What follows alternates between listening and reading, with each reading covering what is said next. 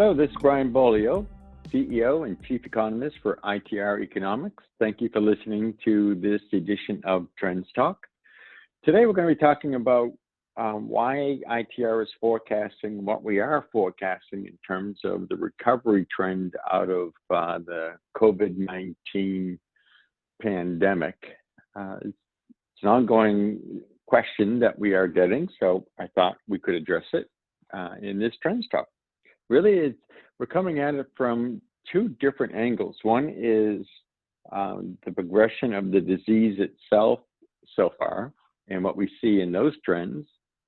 And related to that is how the governors are opening up the states, most of the states anyways, for tiered openings anyways for economic activity.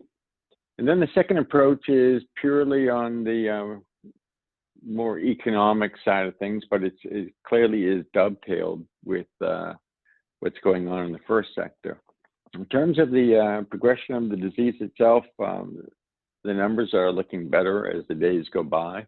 It's not linear, but the trends are clearly favorable in terms of confirmed cases, which is a difficult number to use, and deaths, which is in and of itself a difficult number to use. But those are trending as they should in order for the governors to indeed continue to open up our local economies. That obviously brings us to the question/concern about a second wave of the virus rearing its ugly head as the opening continues. And our take on that is it's probable that we are going to see a second wave, but that just raises several questions. For instance, there's been a second wave of sorts in South Korea and China that's in progress right now. We've already seen that second wave has been blunted in both of those countries. So if we have that same sort of reaction or trend line or shape to the curve as South Korea and China, it shouldn't be overwhelming.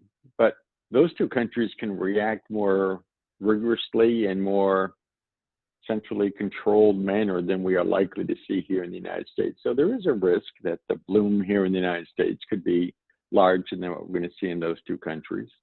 So we accept it as, in our modeling anyways, there is going to be a second wave. There's no reason not to. But the ifs are these. If the wave is large enough, and if the governors react as they did last time and shut down the economies of their various and sundry states, then our timeline is in jeopardy. But those are two significant ifs.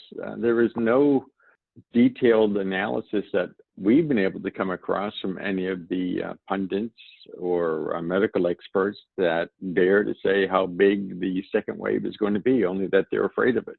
Clearly, they're afraid of this wave coinciding with an influenza season and swamping the hospital systems again, as they did in certain areas anyways this time around. Then that's a big if. We don't know.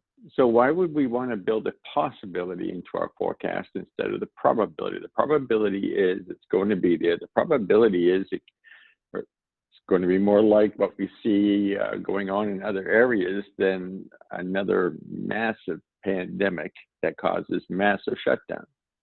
Add to that the news over this past weekend about a vaccine entering into the second stage of clinical trials, expanded human trials is what we're talking about, and how that Boston-based company is expecting that they are going to have a viable results of this vaccine, and it looks to be quite efficacious by the end of this year. And they're so confident that they and a partner have gone ahead and started generating millions of doses of this vaccine.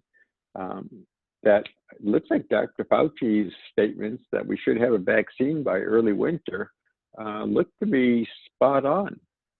And that's very encouraging in terms of seeing the economy do what we think it's going to do, and that is bottom out here in the second quarter, nudge up in the third quarter of the year, and we're talking about GDP here, just sort of like crawl up from the hole, and then gain a little bit more traction in the fourth quarter as people become more and more acclimated to a return to what we consider to be normal, and that is the consumer consuming, businesses supplying.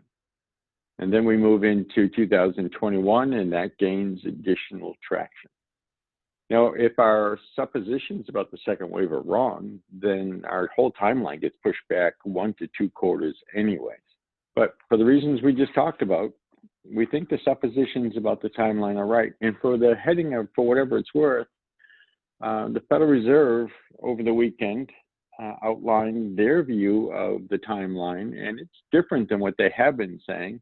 And Chairman Powell is saying that it's very much like ours, that the economy begins to move forward again in this third quarter of this year and gains a little bit more traction in the fourth quarter. And 2021 is going to be a recovery. And he said that it's probably going to take all of 21 to recover. And that's our forecast, that GDP gets back up to pre-COVID-19 levels at the end of 2021. U.S. industrial production doesn't fully recover until 2022 because of the lingering effects of the oil black swan. That's going to be, there's no vaccine against what's going on in the oil industry, for instance. So the economics look good. What we're hearing from our company, our client companies, are the demand is out there. They're having more trouble supplying than they are seeing demand. Backlogs are big, and the demand pull on them is very strong. And then we've had instances where companies have told us their clients, their customers are quite mad at them because they shut down in the month of March and on into April, and they wish they had never done that. And a recent business survey showed that 24% of the companies that are business companies anyways, have seen a surge in activity because of the COVID-19 event. All in all, it means the world is not coming to an end. All in all, it means that this is going to be a really tough second quarter, but we begin to crawl out of it, we think, in the third quarter. And you should be joining us and looking for the increased signs of that eventuality. Follow the leading indicators with us. Go on our website. You can follow the leading indicators. We'll be talking about them in more Trends Talks, and we write about them in our blog.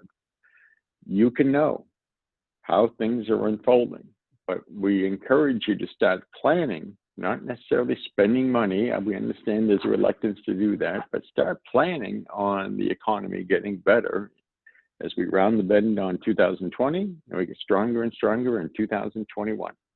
Join us. The world isn't coming to an end.